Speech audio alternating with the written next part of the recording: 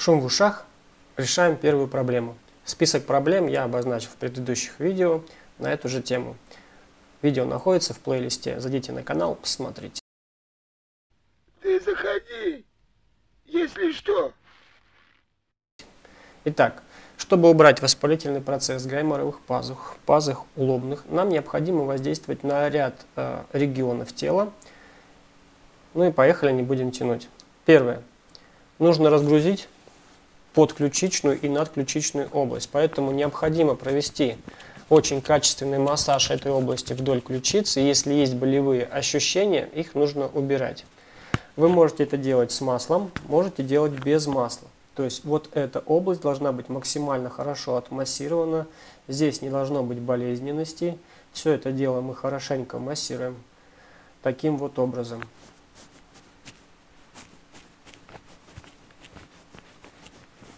Обязательно массируем над ключицами вот эту область, чтобы подключичные лимфоузлы очень качественно смогли принять весь тот инфекционный процесс, который идет в пазухах. Массаж можете проводить различными удобными для вас движениями. Это могут быть растирания, обязательно должны быть проминания, обязательно должен быть помпаж. Примерно у вас уйдет на это от 5 до 8 минут. Второе. Необходимо снять сам воспалительный процесс в этой области. Я уже говорил, что область лица, симпатическая, парасимпатическая, идут из продолговатого мозга, из шейного отдела. В шейном отделе нам нужен позвонок С7. Как его найти? Кладете руку на шею, на нижнюю ее часть, нижний шейный отдел. Закидываете голову назад. Тот позвонок, который ушел вперед, это будет позвонок С6.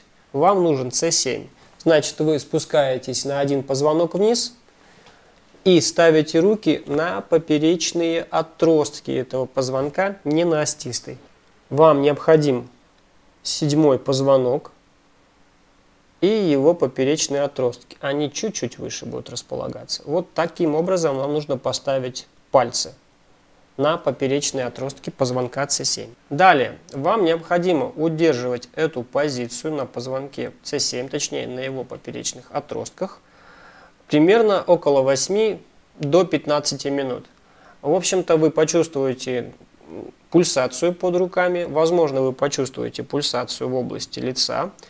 Ваша задача под руками дождаться пульсации и ее исчезновения. Как только это появилось, это качественно проделанная работа. Если вам тяжело ориентироваться на ощущения, это от 8 до 15 минут вы должны эту позицию удерживать. После того, как вы сняли воспаление, далее вам необходимо насытить пространство пазух и его межклеточное пространство жидкостью, а для этого нужно увеличить кровоток.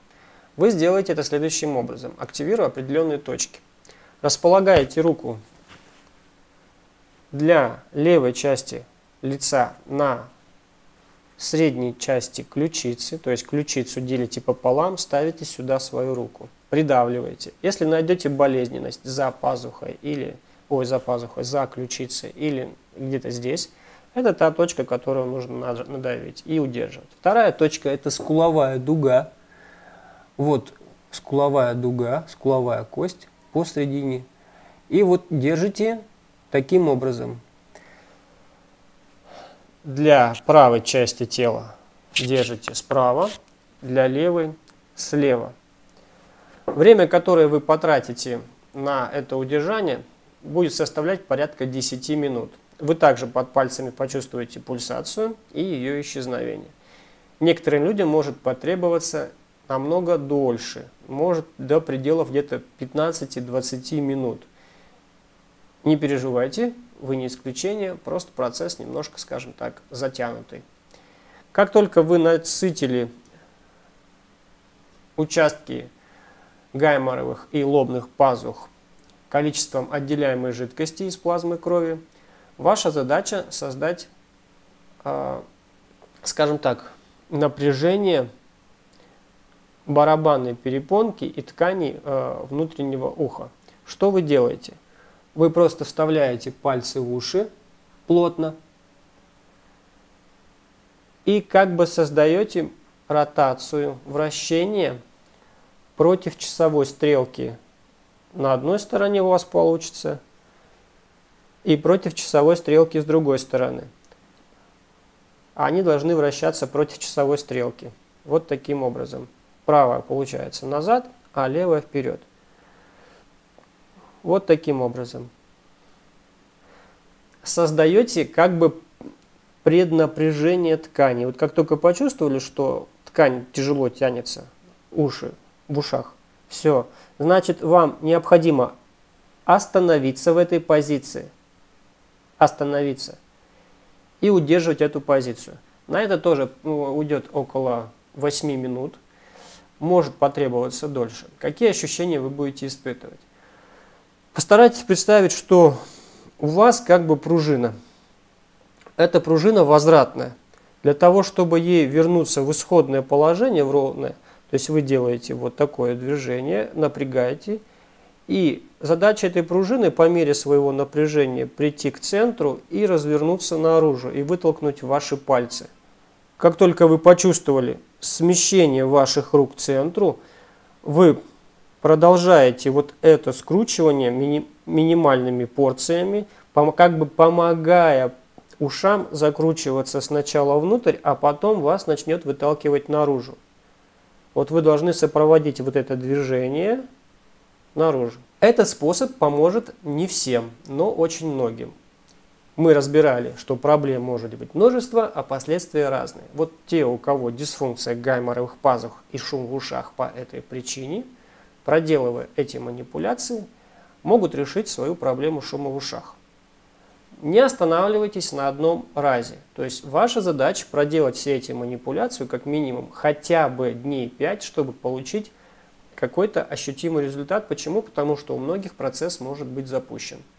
Поэтому я рад, что вы на моем канале, вы подписались. Если вам не помогло, значит другие методики помогут вам, потому что причин множество, а последствия... Ты досмотрел до этого момента, а значит та тема, которая тобой была уже просмотрена, она тебе очень нужна. Я тебе благодарен и сейчас займу 1 минуту твоего времени, а может 2.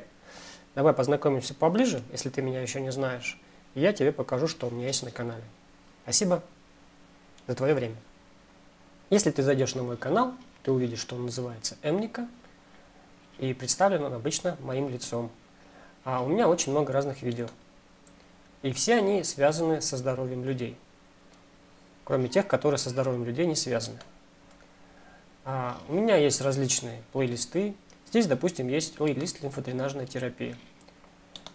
Большинство моих видео созданы для людей, которые занимаются этой профессиональной деятельностью. Я им показываю, как работают те или иные физиологические особенности в теле человека. Они перенимают и помогают другим людям, уже без моей помощи. У меня есть такой плейлист, как примитивные рефлексы. Это жизненно важные функции людей, которые помогают ребенку развиться. Здесь также есть отзывы о моих обучающих курсах. Много примеров из жизни, из моей практики. Предположим, этот плейлист кинезиология. Ты, наверное, еще не знаешь, что это такое, но это крутая вещь, и, в общем-то, я являюсь кинезиологом. Это самый большой плейлист. Здесь есть обучающие видео. Допустим, вот голова ребенка, мозговые нарушения. Это я рассказываю про родовые травмы. Есть точечный массаж лечебного характера. Тоже очень большой классный семинар из 2 частей. И много-много-много других видео, связанные с кинезиологией. На моем канале ты можешь увидеть плейлист тренировки. В этих видео я рассказываю о том, как подготовиться к физическим упражнениям, если ты захочешь заняться фитнесом или еще чем-то. Есть видео, как выбрать обувь для бега. Есть видео, как подготовить себя эмоционально. Есть видео, как подготовить свою лимфатическую систему. Как сделать так, чтобы твое дыхание было оптимальным. В общем, все то, что необходимо людям для начала, есть в этом плейлисте. Есть очень классный плейлист, он связан с моим курсом по нейроэнергопсихологии, так как я занимаюсь эмоциями в том числе. И здесь есть бесплатные уроки и очень-очень много отзывов по этому курсу. Сам курс располагается на моем сайте emnica.kz. Обычно можно перейти на любой мой ресурс по ссылкам, указанным в описаниях к ролику. Я очень рад, что ты заглянул и уделил свое внимание мне, чтобы я тебе рассказал о своем канале.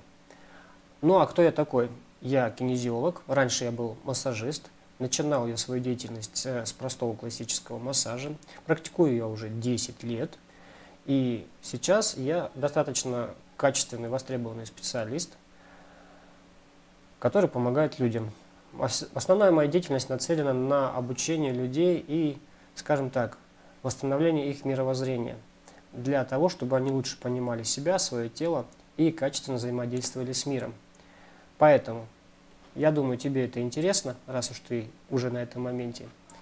Буду ждать тебя в подписчиках моего канала. Но если ты не подпишешься, в любом случае я рад, что ты есть, и это видео ты досмотрел именно до этого момента, потому что удержание – самый главный показатель для алгоритмов YouTube. Счастливо!